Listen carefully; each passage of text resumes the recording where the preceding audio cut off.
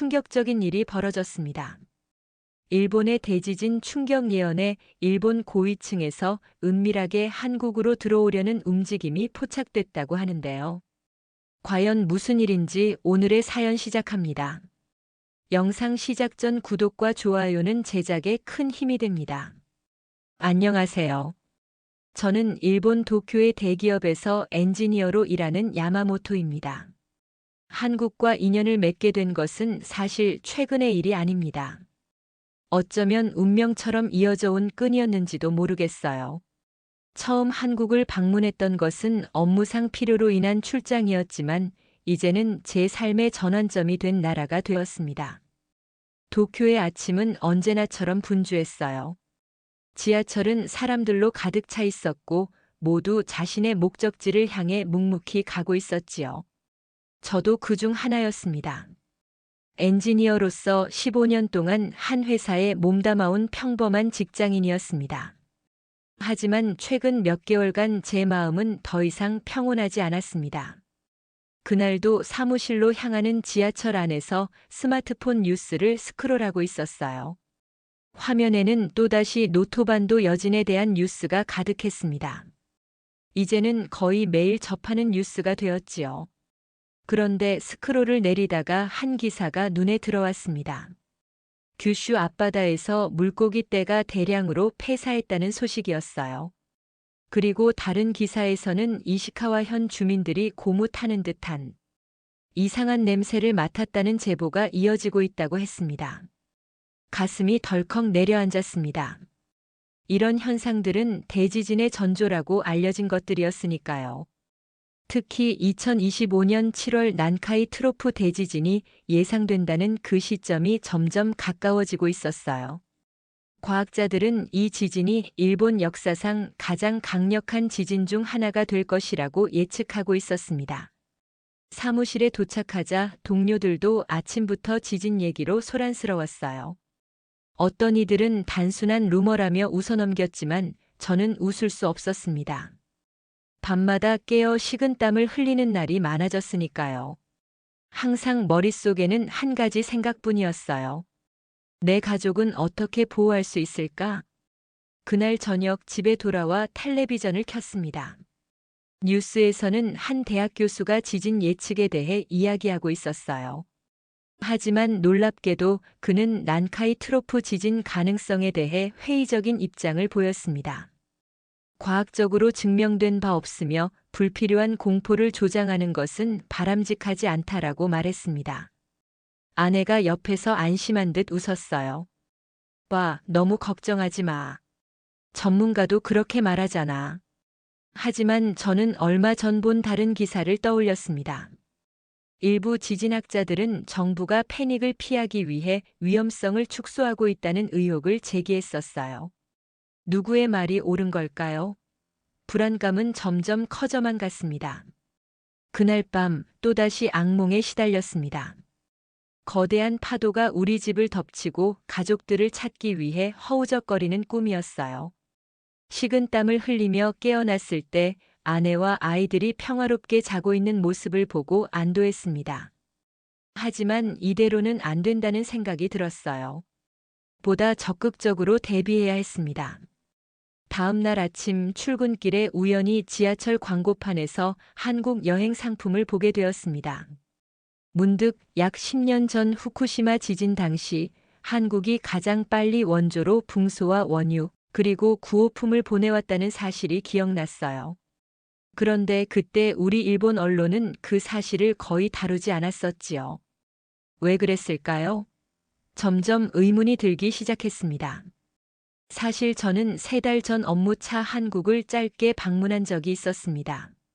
한겨울이었지만 놀랍게도 실내는 무척 따뜻했고 곳곳에 설치된 재난 안내 시스템이 눈에 띄었어요. 무엇보다 그것들이 단순한 장식이 아니라 정말로 작동한다는 인상을 받았습니다. 그때는 그냥 지나쳤지만 지금 생각해보니 그런 세심한 부분들이 마음에 남았습니다. 노토반도 대지진이 발생한 후 상황은 급변했어요.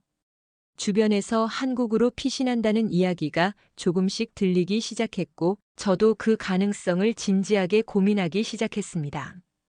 일본은 겉으로는 단단해 보이지만 실제로는 위기 상황에서 빈틈이 많다는 생각이 들었어요. 후쿠시마 사고 때도 그랬습니다. 초기 대응은 체계적으로 보였지만 피해자 관리와 후속 대책은 형편없었습니다.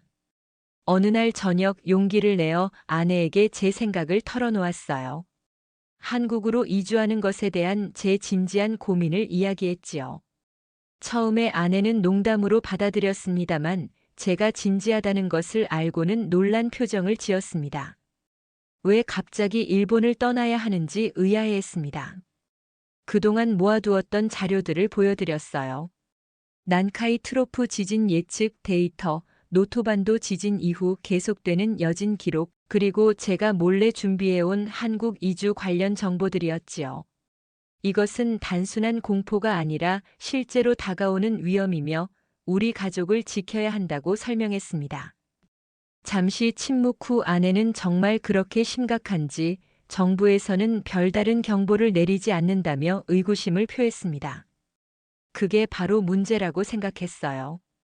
후쿠시마 당시에도 정부는 초기의 위험성을 과소평가했었으니까요. 지금도 마찬가지일 가능성이 컸습니다.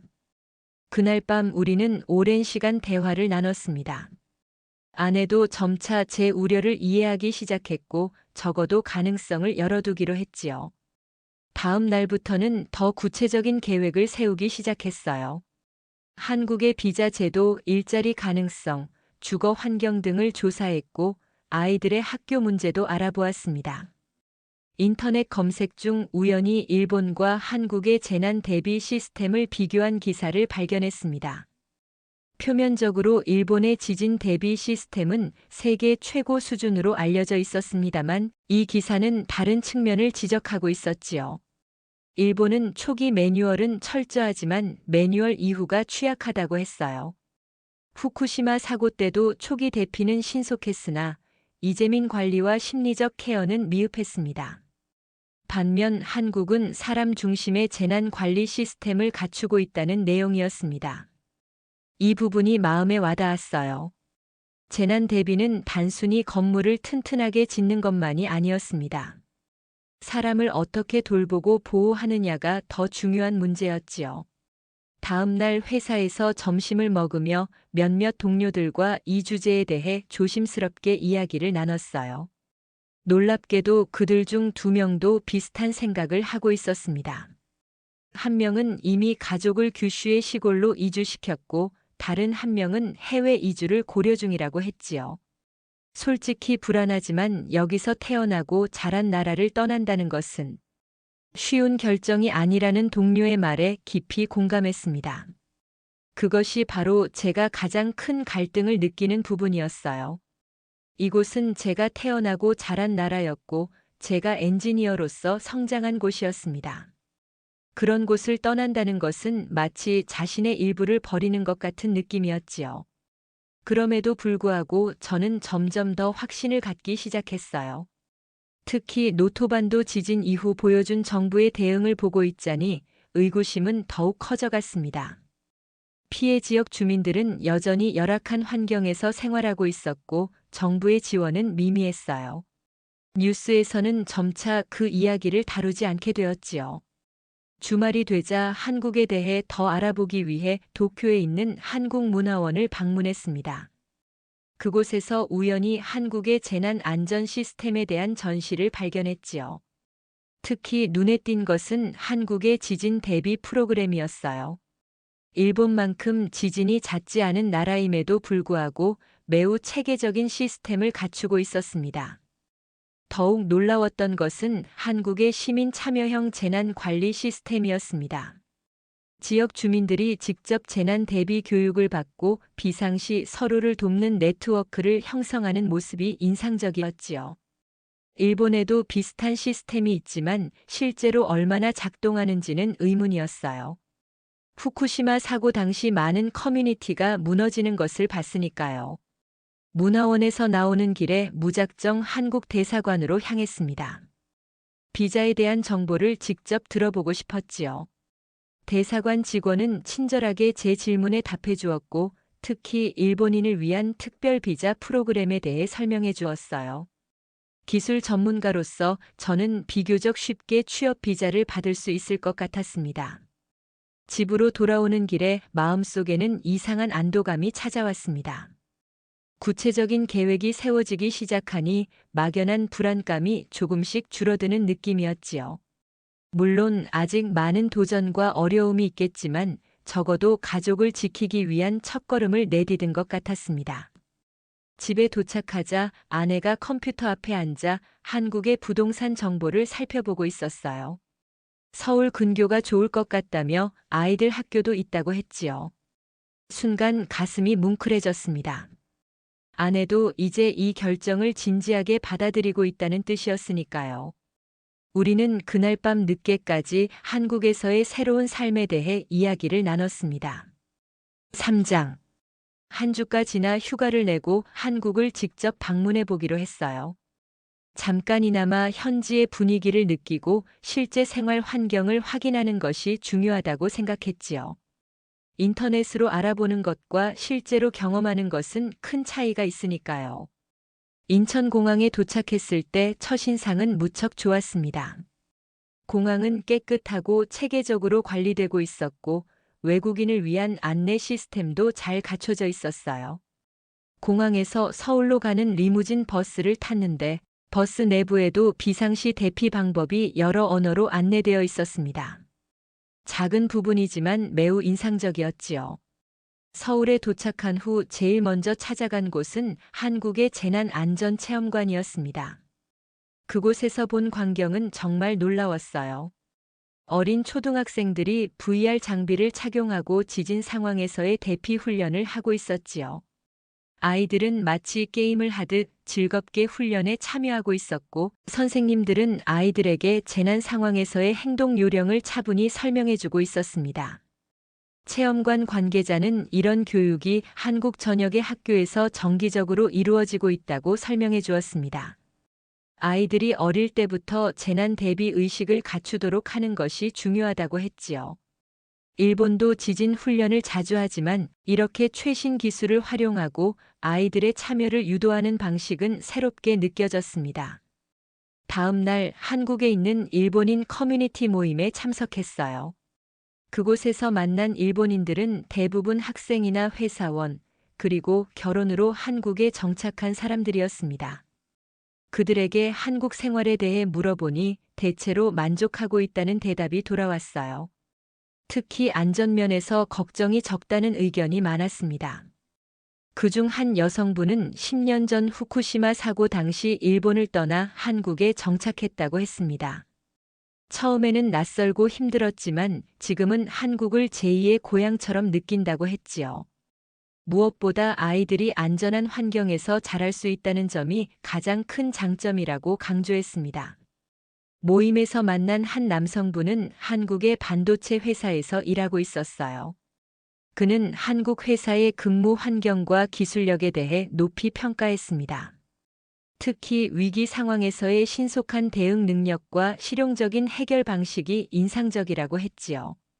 일본 기업이 때로는 너무 형식적이고 변화에 느리게 대응하는 것과는 대조적이라고 했습니다. 이야기를 나누며 한국에서의 생활이 상상했던 것보다 훨씬 가능성이 있다는 확신이 들었어요. 물론 언어 장벽과 문화 차이로 인한 어려움은 있겠지만 그것보다 가족의 안전과 미래를 위한 선택이 더 중요하다고 느꼈지요. 셋째 날 한국 친구의 소개로 서울 외곽에 있는 한 부탄가스 공장을 견학할 기회가 있었습니다. 엔지니어로서 다른 나라의 제조 공정을 볼 수 있는 것은 항상 흥미로운 일이었지요. 공장은 첨단 자동화 시스템을 갖추고 있었지만 놀랍게도 최종 누설 검사는 여전히 사람의 손으로 이루어지고 있었습니다. 이에 대해 물어보니 품질 관리자는 기계는 놓치는 것이 있지만 사람의 눈은 그렇지 않습니다라고 설명했어요. 기술보다 사람이 안전을 만든다는 그 말이 제 마음에 깊은 울림을 주었습니다. 일본의 많은 기업들이 효율성과 비용 절감을 위해 사람을 기계로 대체하는 추세와는 상반된 철학이었지요. 공장 투어를 마치고 나오면서 문득 여기라면 내 가족을 지킬 수 있다는 확신이 들었어요. 그것은 단순히 지진의 위험이 적다는 물리적 안전만이 아니라 사람을 중심에 두는 문화와 시스템에 대한 신뢰였습니다. 한국에서의 마지막 날 서울 외곽의 한 주거 단지를 방문했습니다. 그곳은 많은 외국인들이 거주하는 지역으로 국제학교도 근처에 있었지요. 주변 환경을 둘러보며 우리 가족이 여기서 새로운 삶을 시작하는 모습을 상상해 보았어요. 물론 쉽지 않은 도전이 될 것이지만 가능성은 충분해 보였습니다. 일본으로 돌아오는 비행기 안에서 이번 여행에서 얻은 인상과 정보들을 정리해 보았습니다. 한국은 제가 생각했던 것보다 훨씬 더 안전하고 체계적인 나라였어요. 특히 사람 중심의 안전 문화가 인상적이었지요. 이제 남은 것은 가족과 함께 최종 결정을 내리고 실제 이주 계획을 세우는 일이었습니다. 집에 돌아와 아내와 자녀들에게 제가 본 것들을 자세히 이야기해 주었습니다. 특히 아이들이 다닐 수 있는 학교와 주변 환경에 대해 설명했지요. 아내도 점점 이 계획에 확신을 갖기 시작했고, 아이들은 새로운 나라에서의 삶에 대한 기대감을 나타냈습니다. 하지만 그날 밤 침대에 누워 생각할수록 묘한 죄책감이 밀려왔어요. 과연 내가 조국을 버리고 도망치는 것인지, 이것이 올바른 선택인지 고민이 되었지요.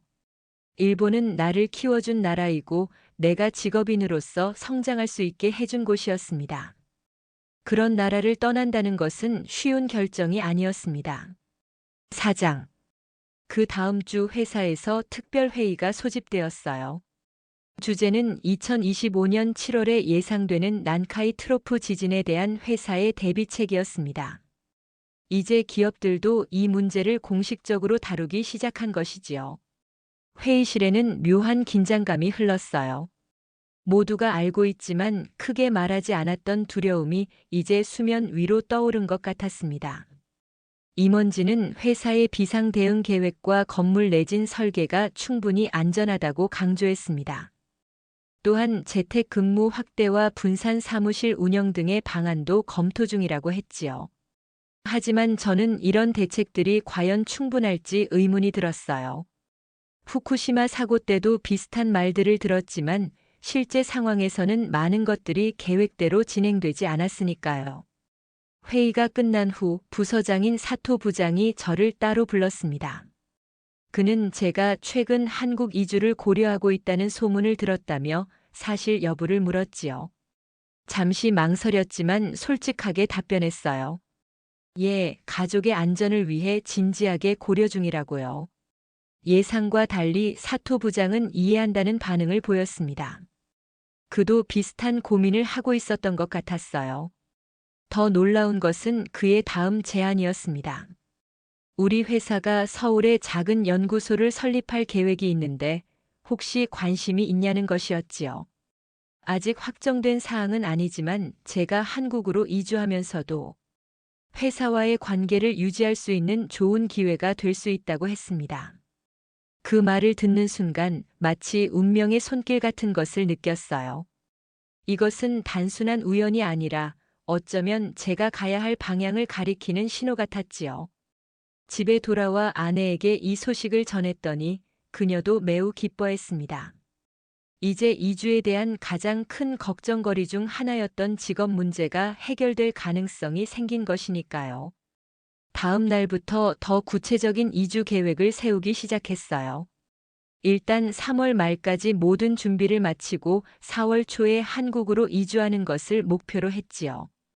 아이들의 학교 문제, 주택 계약, 비자 신청 등 해야 할 일이 많았지만 이제는 명확한 방향이 있어 한층 차분하게 진행할 수 있었습니다. 한국에서의 주거지는 서울 외곽의 분당이라는 지역으로 정했습니다. 그곳은 외국인이 많이 거주하는 곳이고 국제학교도 가까워 아이들 교육에 좋을 것 같았어요. 또한 회사가 설립 예정인 연구소 위치와도 가까워 출퇴근이 편할 것으로 예상됐지요. 주택 계약을 위해 한국의 부동산 중개인과 온라인으로 상담을 시작했습니다. 한국의 특이한 주택 임대 방식인 전세에 대해 알게 되었는데 이는 보증금을 큰 금액으로 지불하고 월세는 적게 내는 시스템이었어요.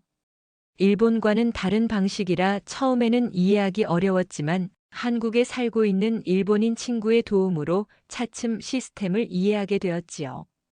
아이들의 학교 문제도 차근차근 해결해 나갔습니다.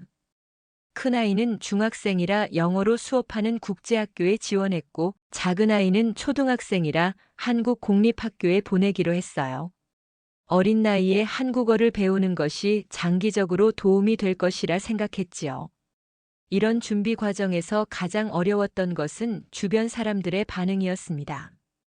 부모님은 처음에 매우 반대하셨어요.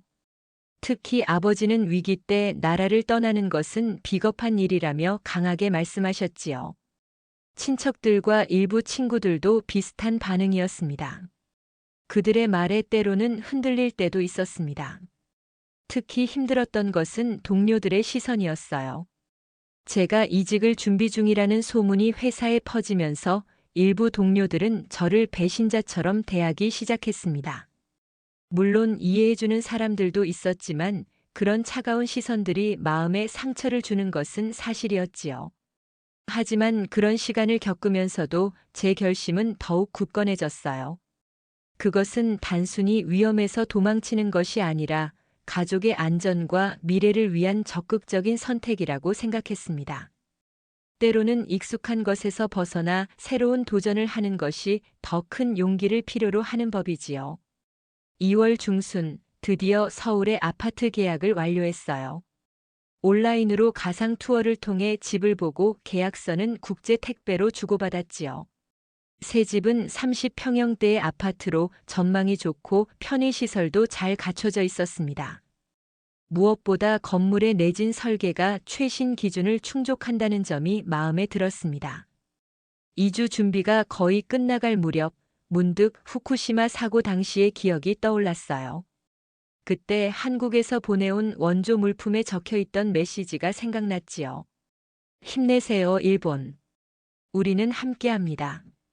그런데 일본 언론에서는 그런 내용을 거의 다루지 않았습니다. 왜 그랬을까요?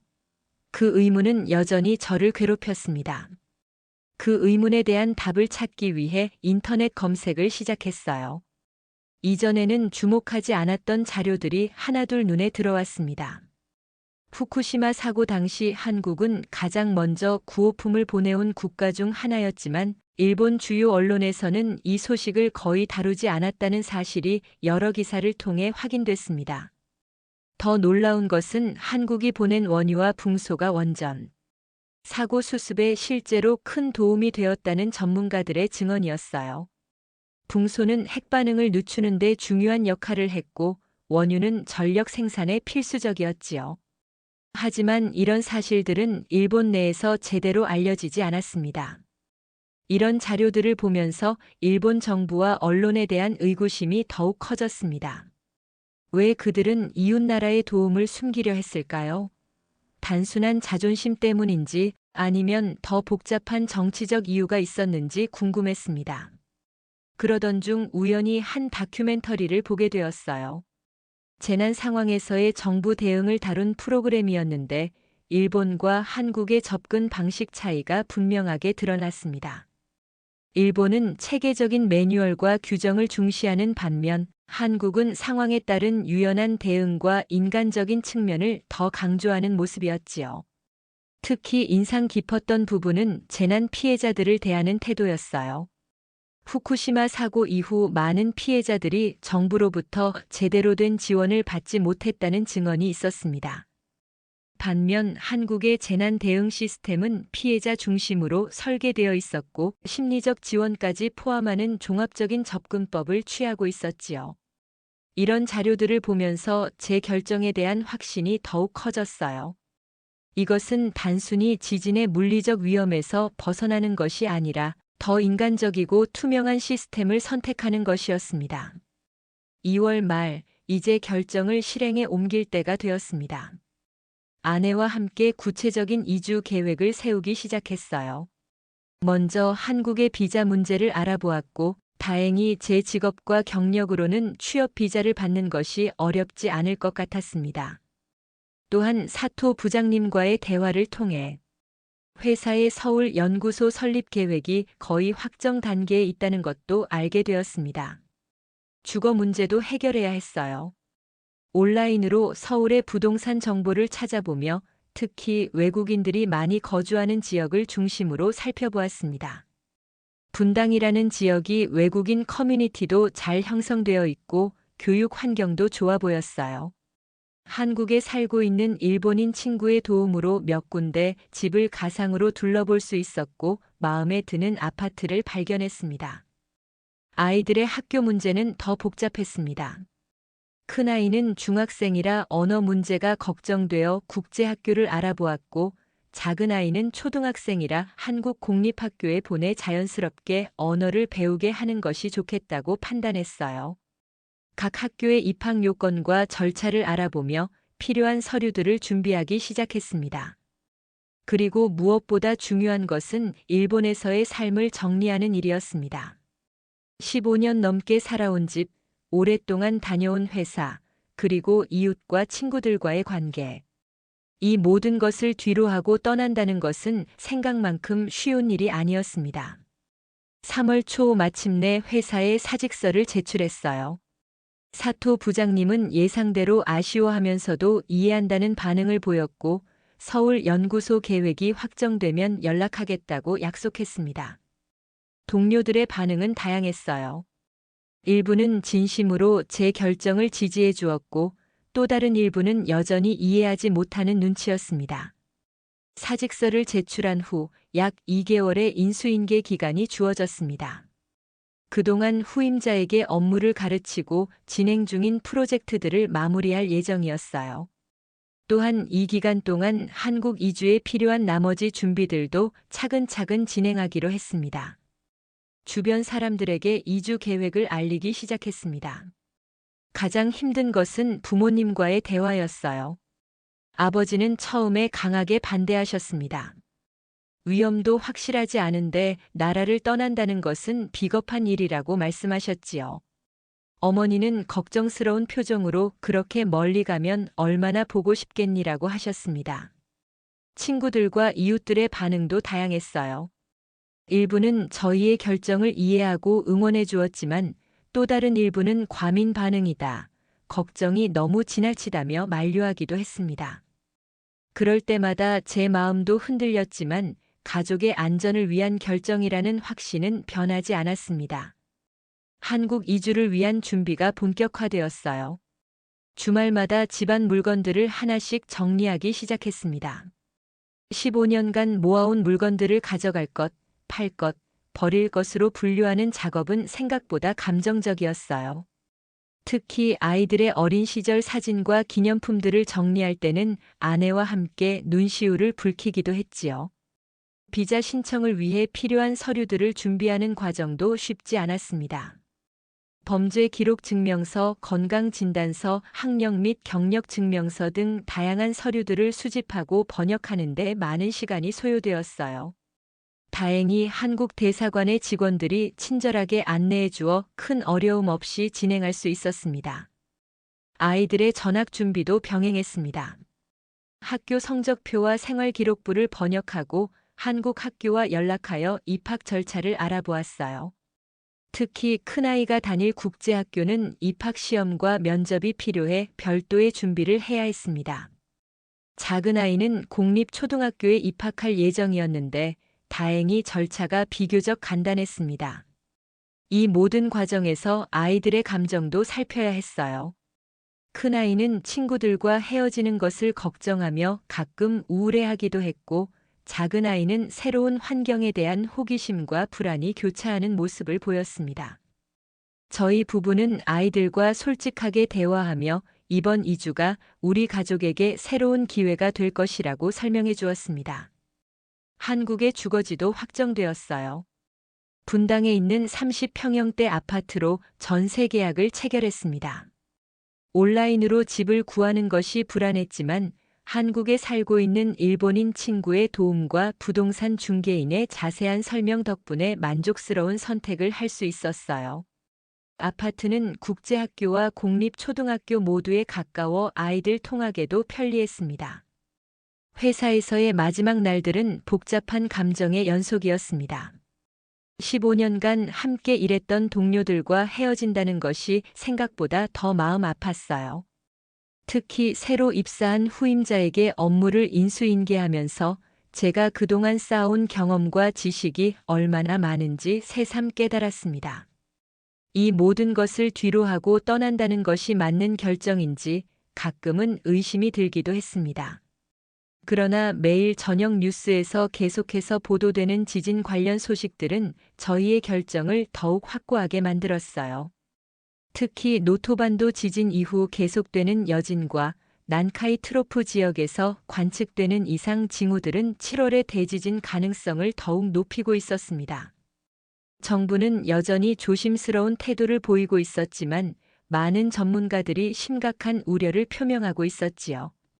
그리고 같은 날 한국 비자가 드디어 승인되었어요. 이제 법적으로도 한국 이주가 가능해졌습니다. 같은 날 사토 부장으로부터 서울 연구소 설립 계획이 최종 확정되었다는 소식도 들려왔어요. 연구소는 5월 말에 공식 출범할 예정이었고 저는 연구팀장으로 일하게 될 것이라고 했습니다. 이 소식은 저희 가족에게 큰 안도감을 주었습니다. 이제 출국 날짜를 5월 말로 확정하고 더욱 구체적인 계획을 세우기 시작했어요. 항공권을 예약하고 국제이사업체를 통해 짐을 운송할 방법을 알아보았습니다.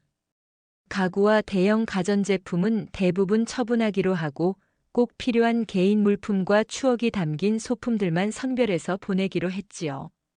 아이들의 학교도 모두 확정되었어요. 큰아이는 분당의 국제학교에 입학 허가를 받았고 작은아이는 집 근처 공립초등학교에 등록을 마쳤습니다. 두 학교 모두 일본인 학생들이 있어서 아이들이 적응하는 데 도움이 될 것으로 보였어요. 특히 국제학교는 일본어 지원 프로그램도 운영하고 있어 큰아이의 학업 부담을 덜어줄 수 있을 것 같았습니다.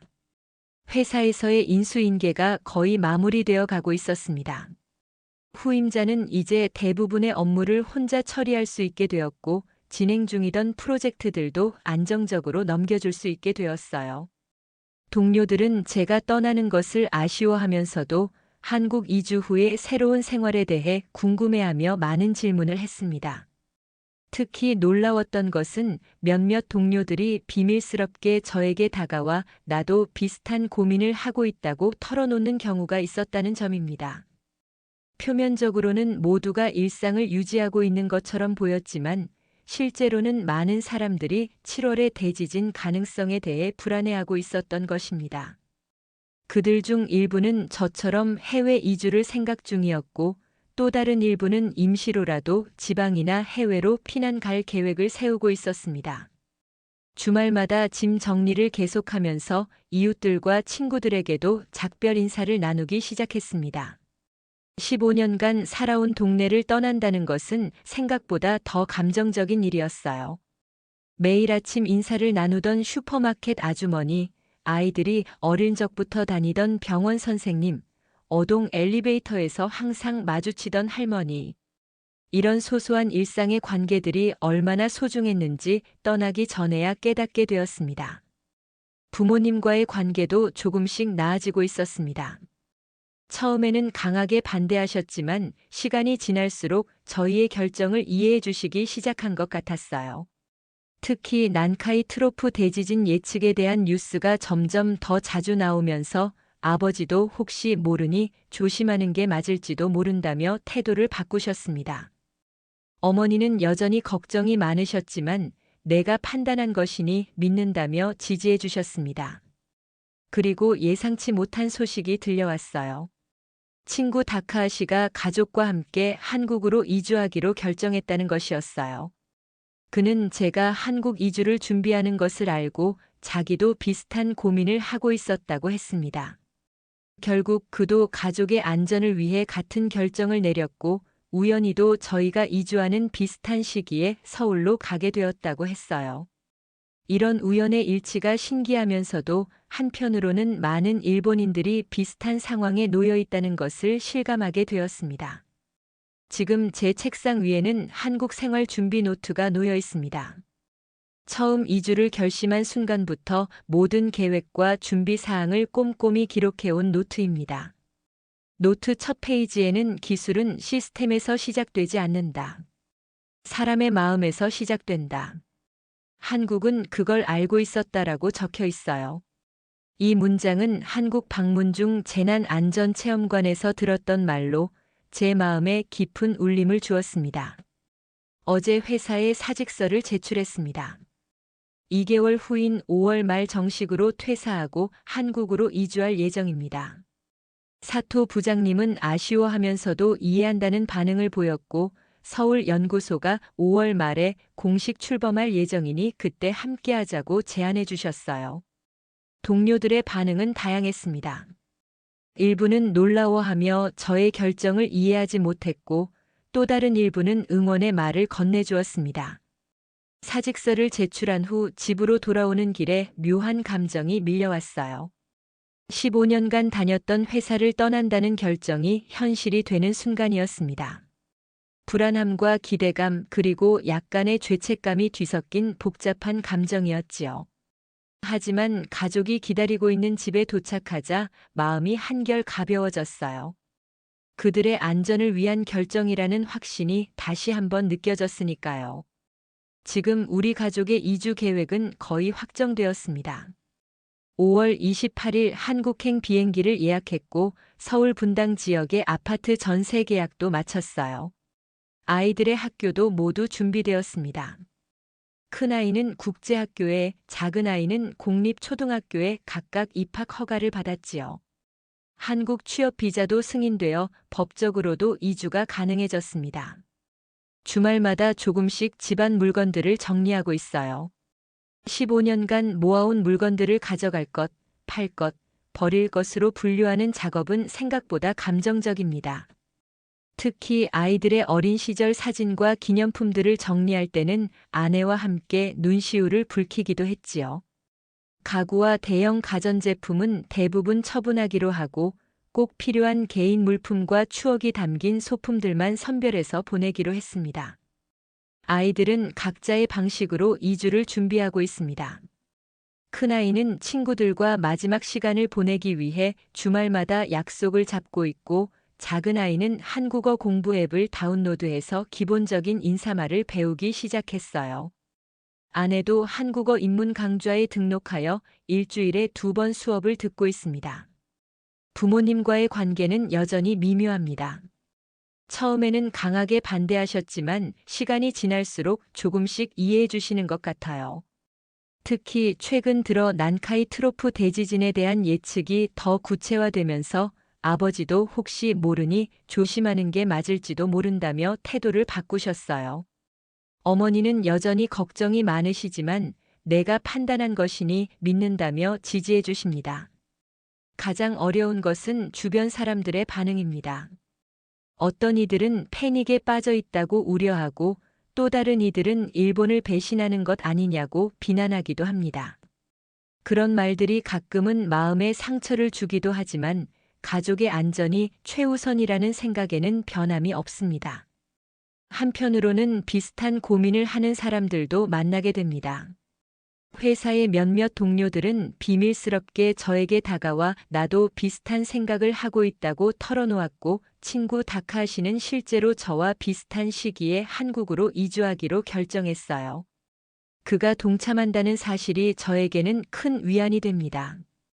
이제 남은 2달 동안 모든 준비를 차분히 마무리할 계획입니다. 회사에서는 후임자에게 업무를 인수인계하고 집에서는 남은 짐을 정리하고 필요한 서류들을 모두 준비해야 합니다. 때로는 불안하고 두렵기도 하지만 이 결정이 우리 가족에게 새로운 시작이 될 것이라는 희망을 갖고 있습니다. 오늘 저녁 아내와 함께 발코니에 앉아 도쿄의 야경을 바라보았어요. 15년 동안 보아온 이 풍경이 2달 후면 추억이 될 것이라고 생각하니 가슴이 묘하게 아려왔습니다. 하지만 동시에 서울에서 보게 될 새로운 풍경에 대한 기대감도 생겼어요. 이것은 도망이 아닌 새로운 시작이라고 저희는 서로에게 다짐했습니다. 이제 3월이 끝나가고 4월이 시작되려 합니다. 시간이 생각보다 빠르게 흐르는군요. 오늘 아침에는 처음으로 짐을 싸기 시작했습니다. 오래된 앨범들과 책들을 상자에 담으며 지난 시간들을 돌아보게 되었어요. 각 물건마다 추억이 담겨 있어서 버리기 쉽지 않네요. 아내는 대부분의 물건을 정리하자고 하지만 저는 가능한 한 많은 것들을 가져가고 싶은 마음입니다. 오후에는 아이들의 학교에 방문해서 전학 절차를 상담했습니다. 담임 선생님들은 아이들이 떠난다는 소식에 아쉬워하셨죠. 특히 큰아이의 선생님은 한국에서도 공부 열심히 하고 좋은 경험 많이 하길 바란다며 따뜻한 말씀을 해주셨어요. 작은아이의 선생님은 한국 학교 생활에 도움이 될 만한 자료들을 준비해 주셔서 감사했습니다. 오늘 밤 창밖으로 보이는 도쿄의 불빛은 어느 때보다 아름답게 느껴졌어요. 이 도시에서 보낸 15년의 시간이 머릿속을 스쳐 지나갔습니다. 첫 직장에 들어갔을 때의 설렘, 아내를 만나 결혼했을 때의 행복, 아이들이 태어났을 때의 기쁨. 모든 순간이 이 도시와 함께였죠. 그런 곳을 떠난다는 것이 쉬운 결정은 아니었습니다. 다음 날 아침 회사로 향하는 지하철 안에서 문득 궁금증이 들었어요. 한국에서의 출퇴근은 어떤 모습일까? 서울의 지하철은 도쿄만큼 복잡할까? 이런 사소한 궁금증들이 머릿속을 채우기 시작했습니다. 불안감보다는 새로운 환경에 대한 기대감이 조금씩 커지고 있는 것 같네요. 회사에서는 후임자에게 업무를 가르치는 일이 한창입니다. 그는 열정적이고 유능한 청년이지만 15년간 쌓아온 노하우를 2달 만에 전수하는 것은 불가능한 일이겠죠. 가장 중요한 부분만이라도 확실히 알려주려고 노력하고 있어요. 때로는 이렇게 오랫동안 몸담아온 회사를 떠나는 것이 맞는 결정인지 의문이 들기도 합니다. 저녁에 집에 돌아오니 아내가 한국 요리를 준비하고 있었어요. 인터넷에서 레시피를 찾아 만든 된장찌개와 불고기였습니다. 맛은 조금 이상했지만 그녀의 노력에 감동했죠. 식사하면서 아내는 한국에 가면 제대로 된 한국 요리를 배우고 싶다고 말했어요. 그런 작은 기대와 설렘이 우리의 불안감을 조금씩 누그러뜨리는 것 같습니다. 주말에는 부모님을 찾아뵈었어요. 부모님이 사시는 도쿄 교외의 조용한 주택가로 향하는 기차 안에서 어떤 말씀을 드려야 할지 계속 고민했습니다. 아이들은 평소처럼 들뜬 모습이었지만 아내와 저는 묵묵히 창밖을 바라보며 각자의 생각에 잠겨 있었죠. 부모님 댁에 도착하자 어머니는 현관에서 반갑게 맞아주셨어요. 하지만 그 미소 뒤에 감춰진 슬픔이 느껴졌습니다. 거실에 들어서자 아버지는 신문을 읽고 계셨죠. 저희를 보시곤 신문을 내려놓으셨지만 표정은 여전히 굳어 있었습니다. 아이들은 할머니가 준비해둔 간식을 먹으러 부엌으로 향했고 우리는 거실에 앉아 이야기를 시작했어요. 처음에는 일상적인 대화로 시작했지만 결국 화제는 한국 이주로 향했습니다. 아버지는 여전히 저희의 결정을 완전히 이해하지 못하시는 듯 했어요.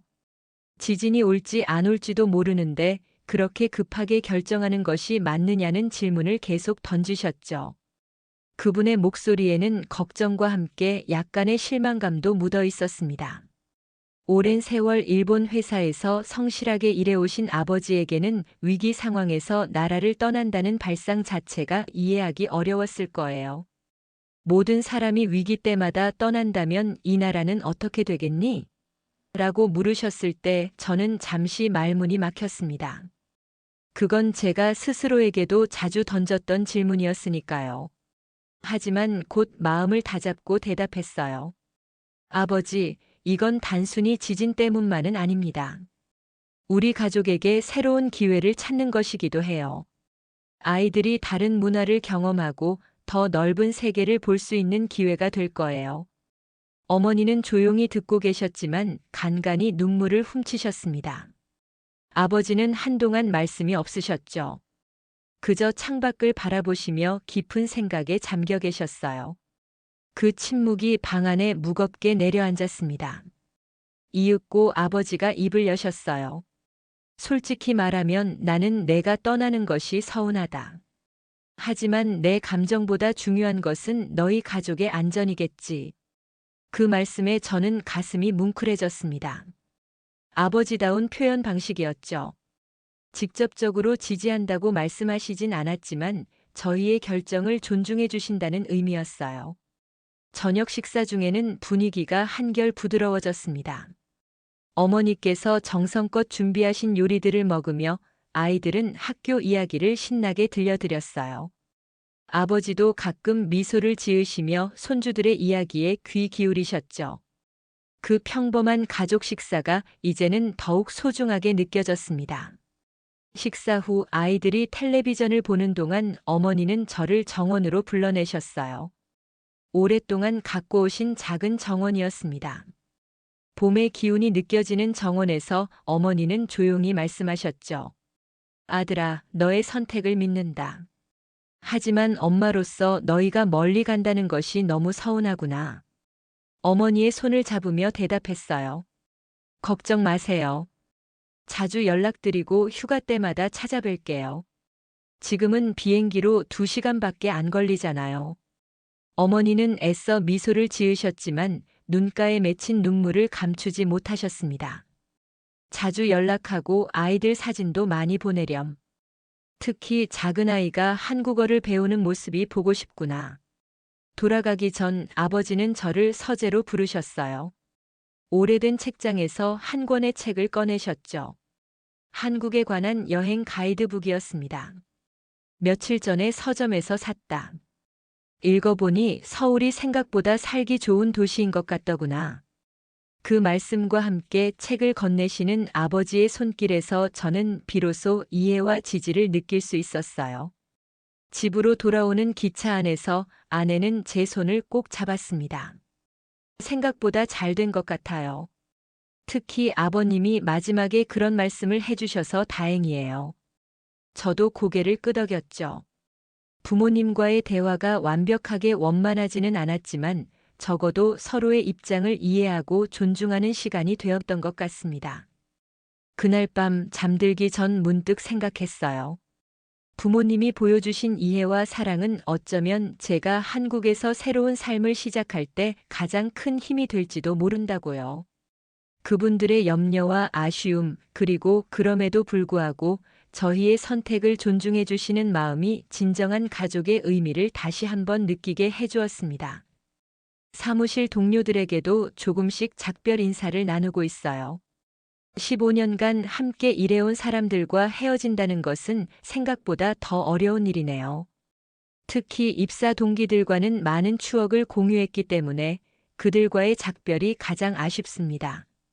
하지만 그들 중 몇몇은 솔직히 나도 떠나고 싶다며 속마음을 털어놓기도 했어요. 난카이 트로프 대지진에 대한 불안감은 표면적으로 드러나지 않을 뿐 많은 사람들의 마음속에 자리 잡고 있는 것 같습니다. 어제는 우연히 거리에서 한국인 관광객들을 만났어요. 그들에게 다가가 한국어로 간단한 인사를 건네보았습니다. 안녕하세요. 저는 곧 한국으로 이주할 예정입니다. 서툰 한국어였지만 그들은 무척 반가워하며 여러 조언을 해주었죠. 특히 서울 생활에 대한 팁과 외국인들이 자주 겪는 어려움에 대해 솔직하게 이야기해 주어서 도움이 되었습니다. 오늘은 한국은행 계좌 개설을 위한 서류를 준비했어요. 국제 이주는 금융 문제도 복잡하게 만드네요. 일본 자산을 어떻게 한국으로 옮길지, 세금 문제는 어떻게 해결할지 등 고려할 사항이 많습니다. 다행히 인터넷에서 비슷한 경험을 한 사람들의 조언을 찾을 수 있었어요. 그들의 경험담이 큰 도움이 되고 있죠. 2주까지 이제 약 2달이 남았습니다. 시간이 지날수록 감정은 더욱 복잡해져요. 불안과 기대, 슬픔과 설렘이 교차합니다. 하지만 한 가지 확실한 것은 이 결정이 우리 가족을 위한 최선의 선택이라는 믿음이죠. 앞으로의 길이 순탄치만은 않겠지만 새로운 시작을 향한 용기와 희망을 잃지 않으려 합니다.